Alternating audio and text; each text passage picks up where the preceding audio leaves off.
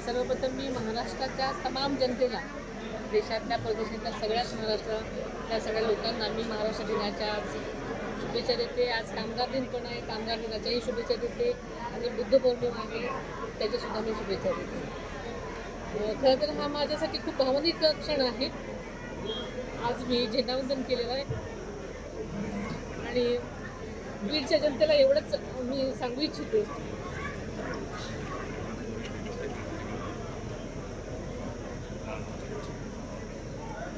की दादांनी जे स्वप्न बीडसाठी बघितलेले आहेत, जे ड्रीम प्रोजेक्ट त्यांनी घेतलेले होते, ते सगळे पूर्ण करण्यासाठी मी मनापासून प्रयत्न करते. की बीडच्या जनतेला, बीडकरांना महाराष्ट्रामध्ये एक अव्वल जिल्हा म्हणून पुढे नेण्यासाठी आम्ही सगळेच प्रयत्न करूयात असं त्यांना आवाहन केलं. शिकूया AI ची क्रांती. चला करूया MSCIT. आजच नजीकच्या MSCIT केंद्रात आपला प्रवेश निश्चित करा.